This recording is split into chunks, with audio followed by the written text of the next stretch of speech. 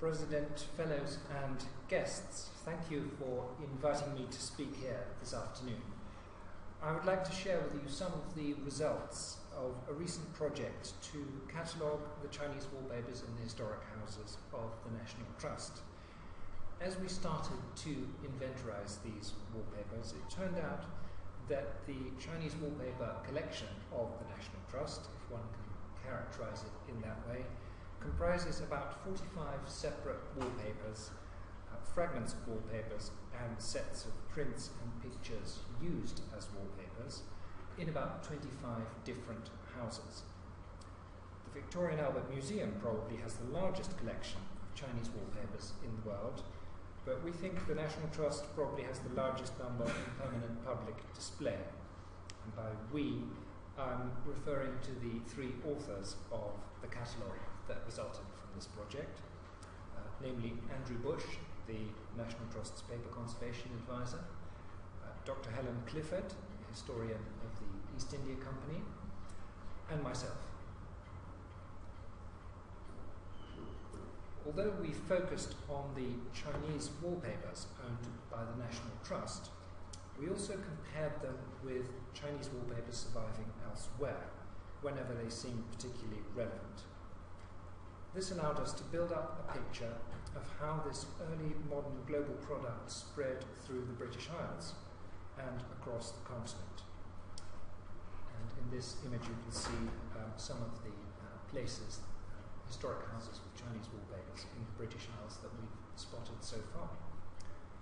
Moreover, by comparing Chinese wallpapers that have known dates of installation, we could begin to improve our understanding of the development of different styles and types. Although there's a great deal of variety in the appearance of Chinese wallpapers, three general types can nevertheless be distinguished.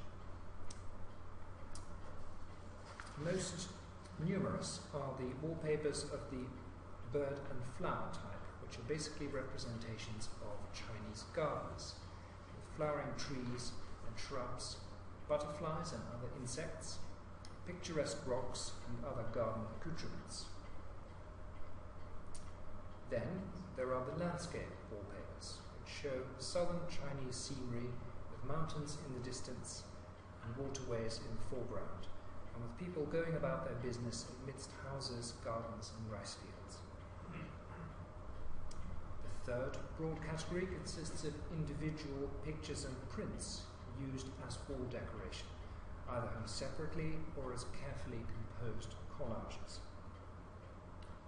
Although these wallpapers were produced specifically for Western consumption, they were actually part of a long-established Chinese pictorial tradition. In Chinese art, an important distinction is made between professional and amateur painting.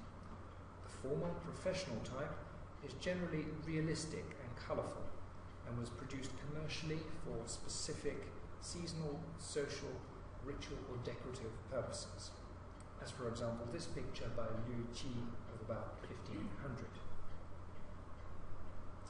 The latter amateur type of painting tends to be less representational and to shun bright colours, and it was, in theory at least, made by high-minded scholarly amateurs to express their refined individuality and philosophical awareness, as in this painting by Nizam dating to the 14th century. As you will have guessed, though, Chinese wallpaper is an offshoot of the professional painting tradition, with which it shares its often brilliant colouring, its attention to detail, and its use of decorous, auspicious imagery. One of the reasons that Chinese wallpaper has hitherto been little studied would seem to have something to do with this association with professional painting, which has similarly only recently started to receive serious attention, for instance in the work of the late Professor James Cahill.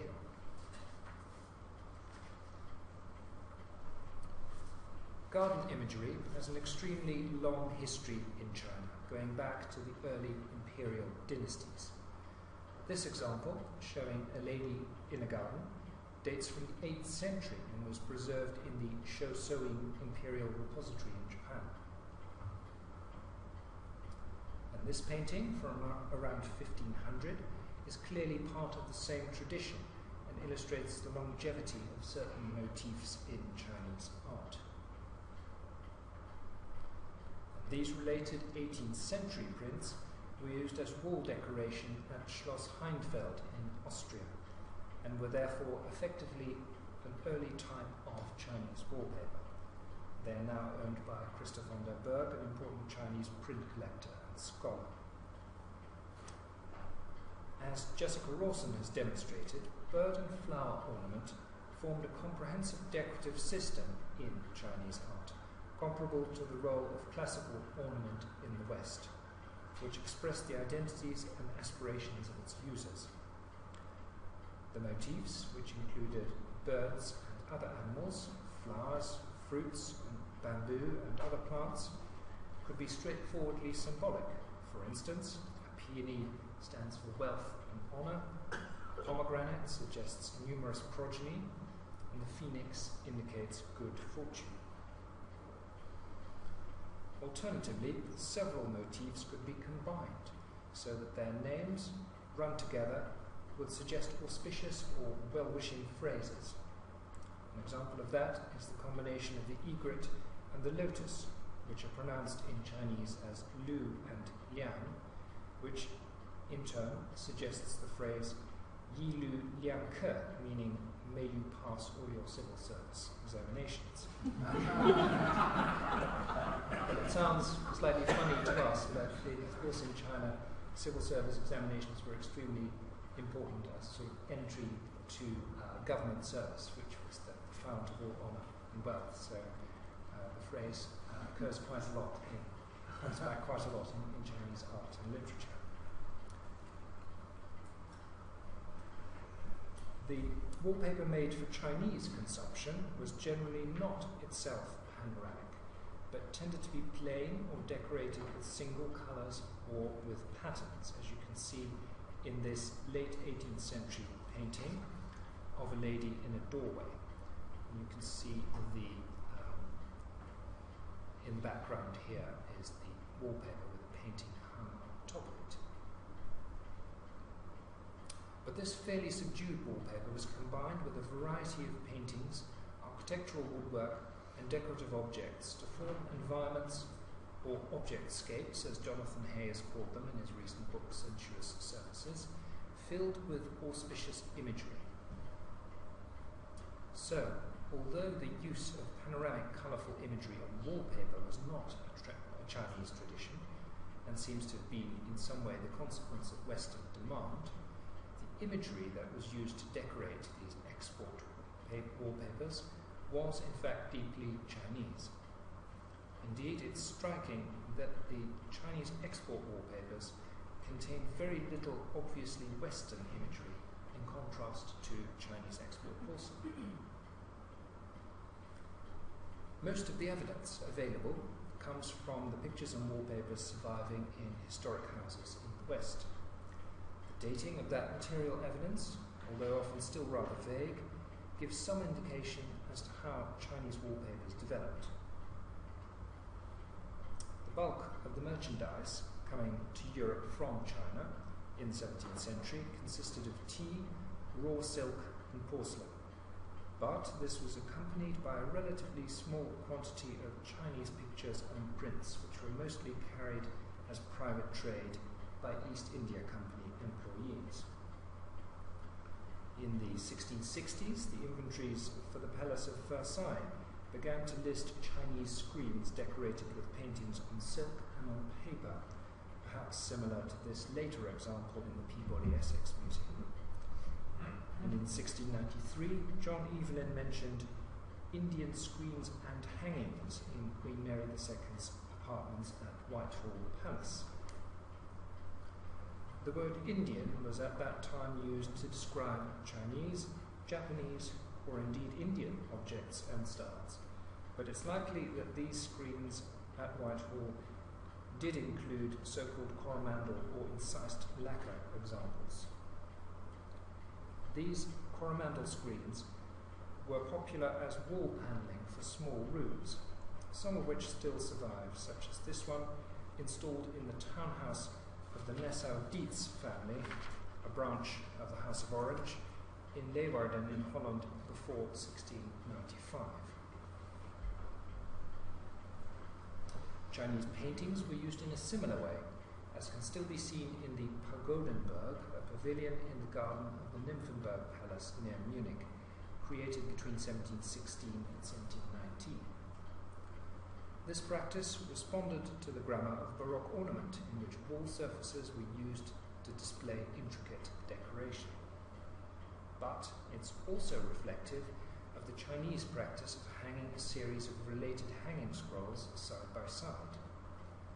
It seems clear that there was some kind of process of intercultural borrowing and reappropriating going on, even if the exact details of the chronology and causality remain unclear. The earliest securely dated proper Chinese panoramic wallpapers, by which I mean a series of wallpaper drops purposefully decorated in sequence to cover the walls of a room, date from around 1750, such as this one at Felbrick Hall, which was acquired in 1751 and hung in 1752. We may yet find earlier dated examples, but it does seem likely that these wallpapers were first developed during the second quarter of the 18th century.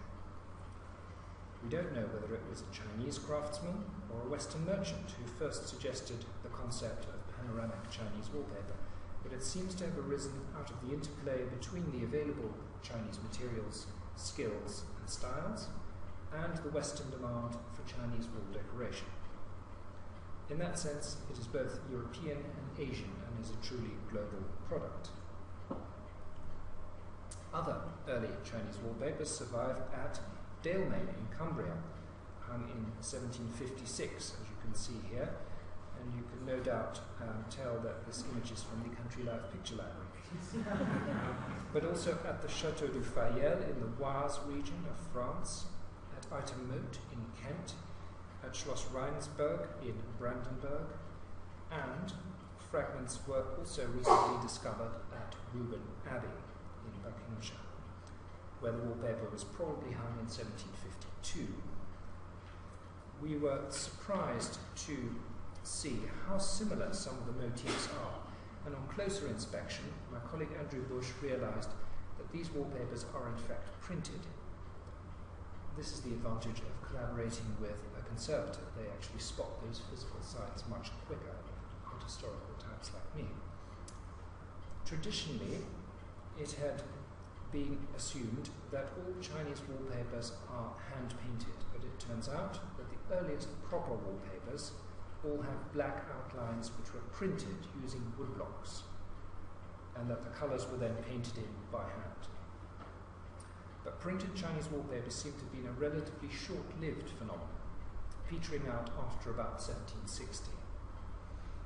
As yet, we have no idea why printed wallpapers stopped being made. It could have been due to some upheaval in the Chinese print trade, or it could be that painted wallpapers appeared more luxurious in European eyes and were therefore in greater demand.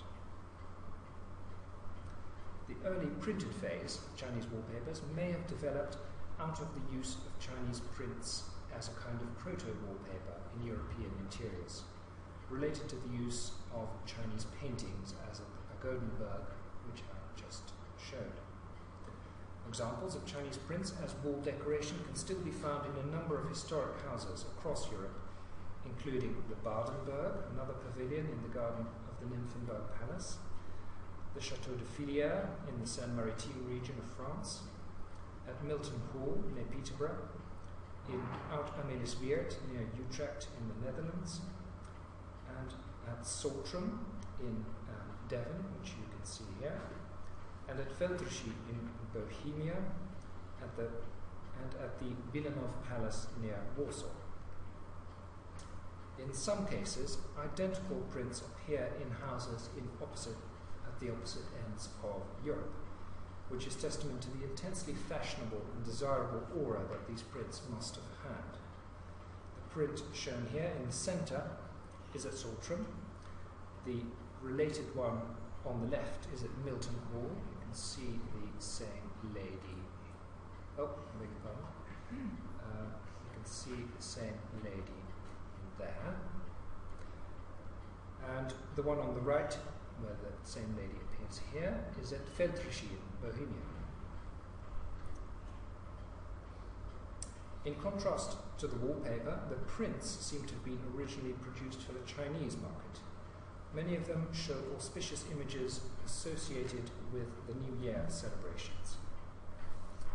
More research is beginning to become available into the development of printmaking in Chinese centres such as Suzhou, and it may be that in time we'll be able to identify the exact origins of these prints and or be able to date them better based on the evidence of clothing and hairstyles depicted in them. These prints shown here, for instance, which were used as wall decoration in the Badenberg in the 1750s or early 1760s, seem particularly close to the Suzhou prints I showed in the previous image. Then, from about 1760, painted Chinese wallpapers emerged. But in spite of the difference in technique, garden scenery continued to be employed. The level of detail in these wallpapers prompted Sir Joseph Banks to exclaim in 1771 that, quote, "some of the plants which are common to China and Java, such as bamboo, are better figured here than by the best botanical authors I have seen," unquote. We put this to the test by showing images of a number of plants and birds in Chinese wallpapers to Dr. David Bullock, the head of nature conservation at the National Trust. He was certainly able to distinguish species generally, for instance, peacock, magpie, pheasant, and peony, chrysanthemum, or Buddha's hand citron, as you can see here. But beyond that level, it proved impossible to make any more specific identifications. So Sir Joseph wasn't entirely correct in this instance, and the painters who created these wallpapers seemed to be aiming for decorative and symbolic elegance rather than scientific accuracy. Another factor in this may have been the long tradition in China of painters learning by copying from the work of their teachers and masters rather than from nature. Although these wallpapers were no longer printed, they often still shared almost identical motifs. This provides a degree of insight into the working practices of the studios, which must have had stocks of master designs available to be copied, either exactly or with small variations. Even if this was not quite mass production, the wallpapers were certainly not unique works of art either. Andrew Bush has spotted this particular bird motif, which we think is actually a phoenix, and no doubt Sir Joseph Banks would have been shocked if he'd known of this blatant embrace of mythology by Chinese painters, in 3 different wallpapers. One at Cobham Hall in Kent, which is in the centre, the second at Erddig near Wrexham, which is the one on the left, and the third at Nostell Priory in West Yorkshire on the right. Andrew was even more surprised to find a very similar bird in a British printed textile dating from the late 1770s, now in the collection of Winterthur in Delaware. As the Nostell wallpaper was hung in 1771, this shows the speed with which British designers and manufacturers responded to the influx of Chinese wallpaper. Moreover, I think the appearance of copies also indicates how fashionable and desirable the Chinese originals must have been. Landscape wallpapers seem to have appeared at about the same time, that is to say, around the middle of the 18th century, and they were popular for a period of about 50 years. Just like the wallpapers with garden scenery, they were an offshoot of the professional painting tradition. One particular source of the imagery is the genre of the urban hand scroll, which depicted the sprawling architecture and bustling life of a big city, such as the Gusu Fanhuatu or prosperous Suzhou, which you can see here, completed by Xu Yang in 1759. Both the level of detail and the sweeping bird's-eye view perspective employed in this genre seem to be echoed in Chinese landscape wallpapers. visual source is the imagery produced at the behest of several emperors documenting the production of rice, silk, and porcelain. These images were published with explanatory texts as illustrated books, extolling the productivity and harmony of the imperial realm, almost, to put it in our terms, as a kind of Confucian propaganda. An image from one of these books, the Yuzhe Genjitu, or Pictures of Tilling and Weaving, originally produced by Qiao Bingzhen for the Kangxi Emperor in 1696, is copied almost literally in the Chinese landscape wallpaper, which is now at Coutts Bank in the Strand here in London. This kind of cross-fertilization between different parts of the professional painting tradition indicates, in my opinion, that this so-called export wallpaper was not made in isolation, purely according to Western standards, but was part of a continuum of art production in China that ranged from the export trade in Guangzhou via the works produced for the wealthy middle and upper classes, all the way to the court in Beijing. Although these landscapes were relatively stylized and aestheticized, in line with their almost propagandistic origins, they do offer some glimpses of 18th century China. For instance, it is striking that the architecture depicted in many of these wallpapers, with its whitewashed walls and stepped or bell-shaped gables, still exists in certain parts of China today. The geographical features also make sense when compared with the actual landscape of southern China, where coastal plains crisscrossed by waterways suddenly give way to mountainous areas. And this wallpaper on the right is at Blickling Hall, by the way. Like the garden wallpapers, the landscape wallpapers were painted by hand as multiples. Often several sets of wallpapers, each depicting the same landscape, were combined to decorate a room. Blickling Hall in Norfolk, 4 sets of Chinese wallpapers, a detail of which I showed in the previous image, continue around the room. But in this image of Headford House in County Meath, each set was hung separately like large paintings or tapestries. Sometimes similar wallpapers are or were found in different houses, such as the one formerly at Groom Court in Worcestershire, here on the left, and the one formerly at Harwood House near Leeds, now in the Guangdong Museum, here on the right. Again, this suggests the use of master designs, but we have only this visual evidence from the end products, and we have no documentary evidence about the workshops. During the 4th quarter of the 18th century, Chinese wallpaper seems to have gone through a further product development or diversification phase, with the appearance of balustrades, bird cages, perches, flower baskets, and pots, and the curious but stylish conceit of rendering some or all of the foliage in white and grey, as a kind of grisaille. These new elements may have been introduced to keep the Western consumers keen. Another trend, part innovation and part continuation of earlier practices, was the development of what one might call the Chinese print room.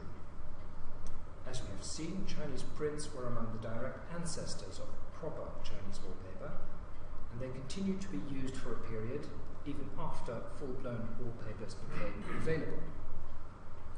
These print schemes, which gradually also came to include small paintings on paper, were carefully arranged and hung, probably in most cases by specialist paper hanging firms such as Bromwich and Lee and Crompton and Spinach, although in some cases the ladies of the house also seemed to have had a hand in it.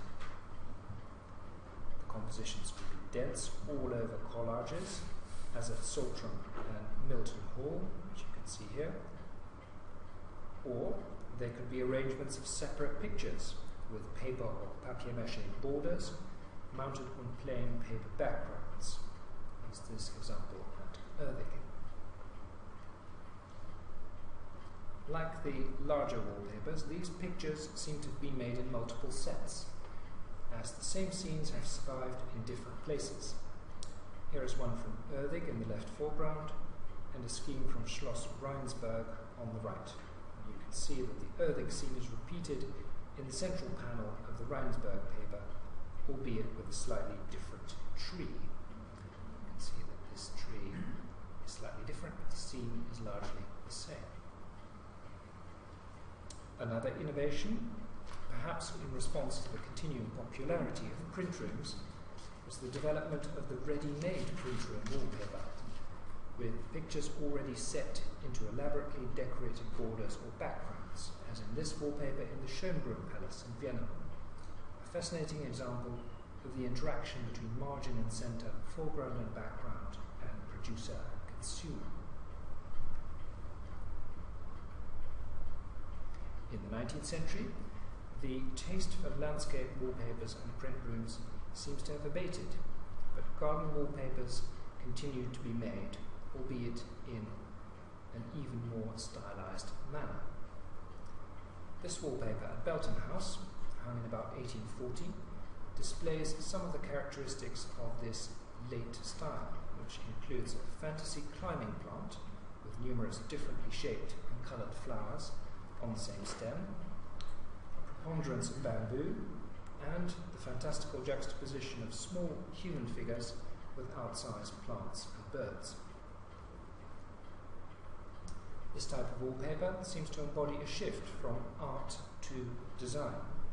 The wallpapers are still skillfully painted, but they now seem to be aiming at a large-scale decorative effect rather than reproducing the appearance of scroll paintings. However, it's difficult to say exactly when this late style begins, and sometimes the date of hanging can be misleading. At Penrhyn Castle, for instance, a rare type of wallpaper with a deep foreground, including a stream, was installed in the early 1830s. But very similar wallpapers have also survived at Oud Amelisweert, at the Royal Pavilion in Brighton, and at Woburn Abbey, as you can see here, which all seem to have been hung quite a bit earlier, although the dating is not yet conclusive. It appears that in some cases, wallpapers were kept in store for quite some time before being used, and the date of hanging doesn't always correspond to the date of production.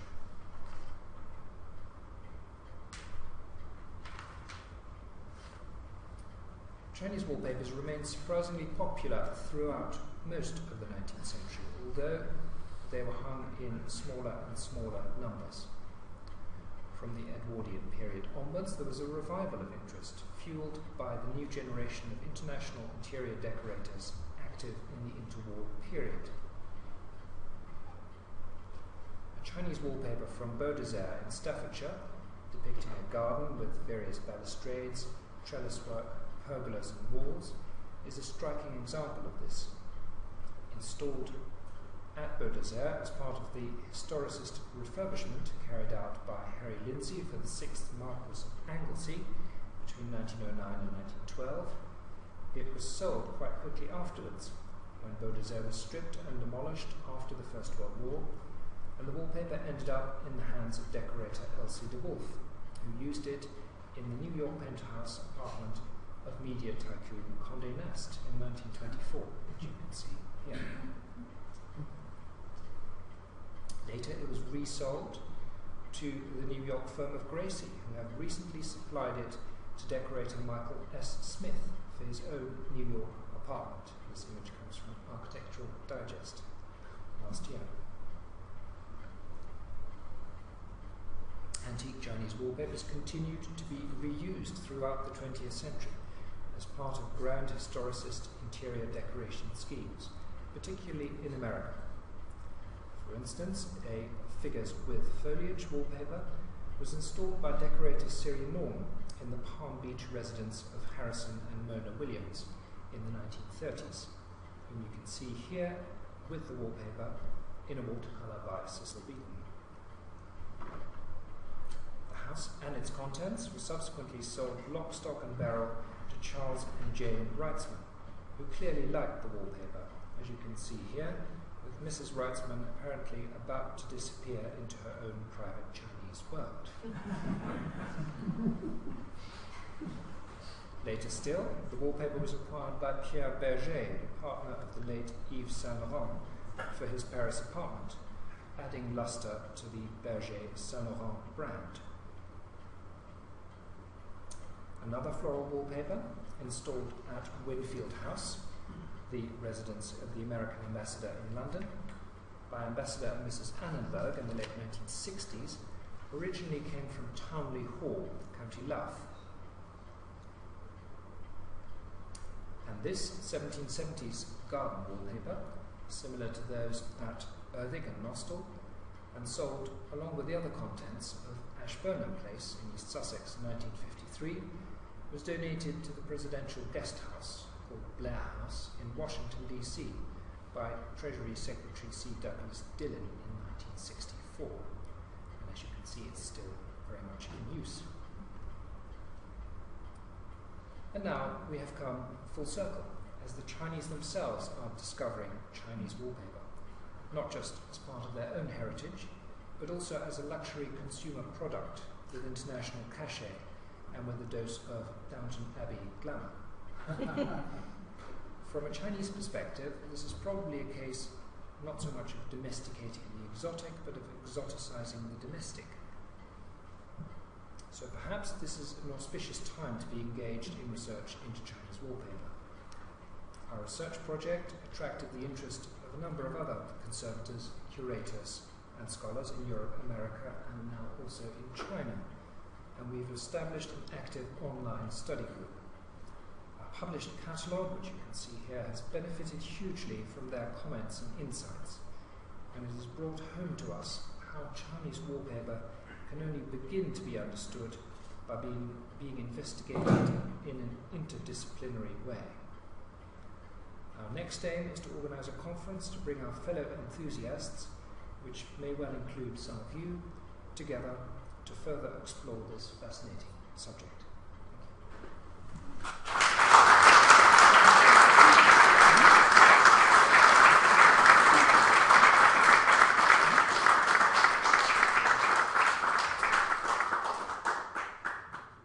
Emile, thank you very much indeed. You've given us a splendid view from the 8th century through to the glamour of Downton. So thank you very much indeed. I enjoyed that very much. I'd like to think that the introduction, dated 1751, 1752, just as we were getting our Royal Charter, I'd rather like to think of some of our antiquarians perhaps acquiring the latest on-trend Chinese wallpaper. I don't know if there's any questions that anyone would like to ask. What we usually do, Emile, is gather up the questions and then give them to you to answer at the end. So, do we have any questions for Emile? Yes, thank you. You illustrated the panels of Erddig. Are these prints or paintings? The separate panels. Oh, sorry. I'll wait. Can you yes, continue I'll make this notes. up? Yes, you can always do that. I think it's another one at the front. Two, yes. You could make a note of them. Sorry, I just want to cheat and ask two questions in one. One is about, Helen Clifford was working with you, and I just wondered if she'd, so we've had the visual story, as it were, and how much she discovered about the documentary story, the costs of these things, as they were being imported through East India Company, whether that showed you what kind of class of person it went to and so on. Interesting to know that. The other thing is, I think, rather interesting, because of the shifting iconography, and very clearly laid out with garden scenes and city scenes and so on, how those might or might not relate to similar scenes in other media. The lacquer reproductions, the transfer printed wares, you see where I'm driving my question. Because I just wondered if, were the Chinese manufacturers of these different kinds of goods talking to each other, or not? Or was it sort of two, or was it separate streams of export production?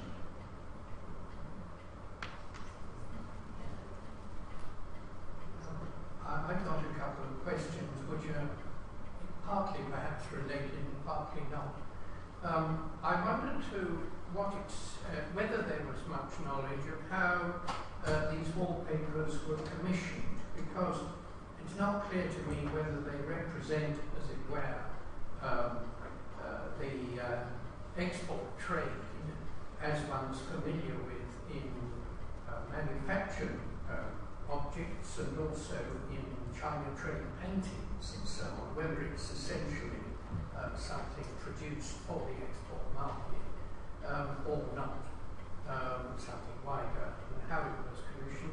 And the other is whether you get a change from small scale production, I don't mean in quantity, but in smaller scale, which therefore require multiple gluings on the wall, as different from long rows. It was quite clear in some of these later ones that they are rows all the way down, as they would have been in this country and presumably in Europe. But I wondered whether there is a change, because the first sort, in smaller print blocks, are obviously not unlike actual paintings and other forms of print which could be cut out and placed on the wall, but when rolls of paper come in.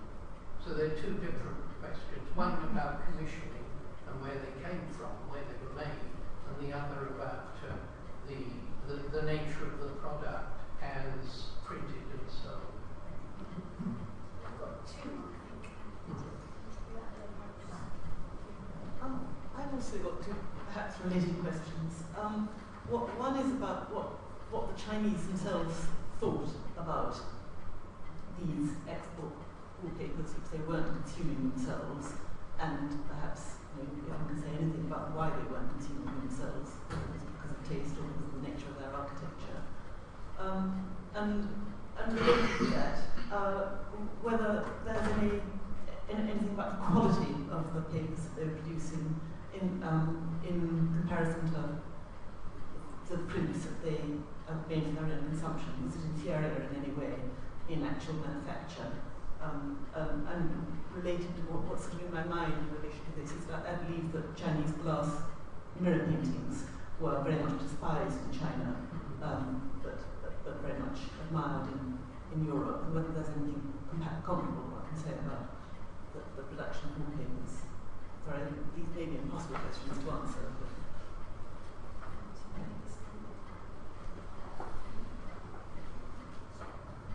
Perhaps slightly an unfair observation, but I was struck by the map you showed for the locations, and thinking of French panoramic papers, which are almost unknown.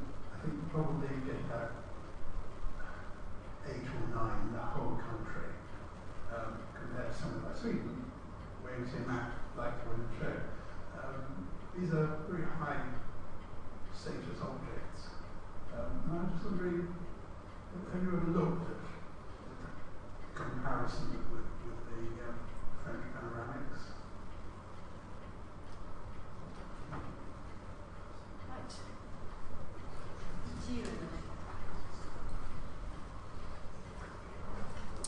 Goodness, that's some quite interesting questions we've got there.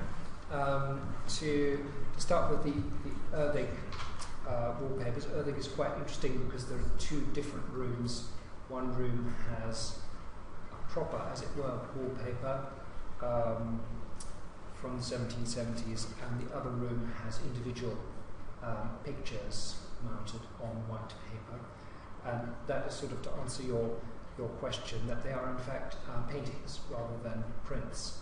And these types of images tended to be produced as sets of paintings, often quite close to the encyclopedias of silk production, porcelain production, and rice production, showing images of manufactures and agriculture. So that seems to be related to that whole area of imagery. But yes, they're definitely paintings on paper. And about the contribution of Helen Clifford, it was fantastic to have her as a fellow author because of her viewpoint and interest in the East India Company. and she was indeed able to provide some examples there, both of how the wallpapers came in, although the documentation of that was relatively scarce because it was often done as private trade, which was sort of under the radar, so difficult to trace in official East India Company records. But certainly she also found examples of, for instance, advertisements of people selling Chinese wallpaper, paper hangers selling them, but also so specific adverts from specific paper hangers, and also people like Chippendale supply Chinese wallpaper as well. So that's actually where there is some documentation, because on the Chinese side there's hardly any documentation at all, so we very much rely on the European, on the British side to get some insight into how things developed. And also there are quite a lot of references of how people appreciated Chinese wallpaper, comments they made about it. And one of the interesting things is that they don't seem to have understood the imagery at all.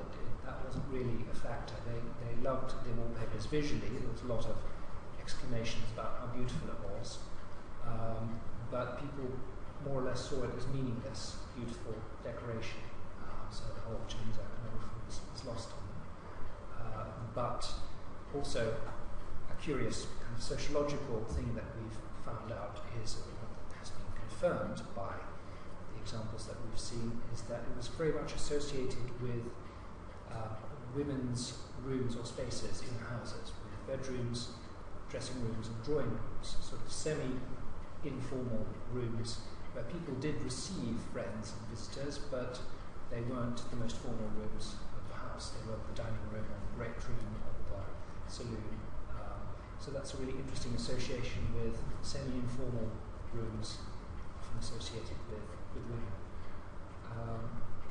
And so that's definitely a very fertile area which we hope to develop further.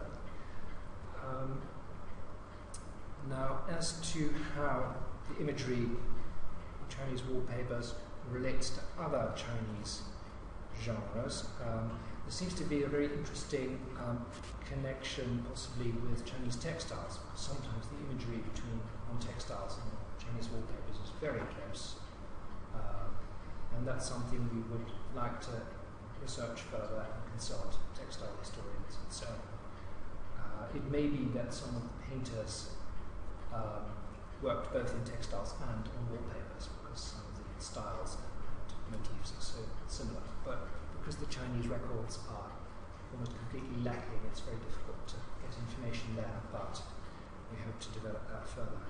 And there was also a link between, on the one hand, the export, Chinese art produced for export, and Chinese art produced for Chinese audience, and even Chinese art produced for the court.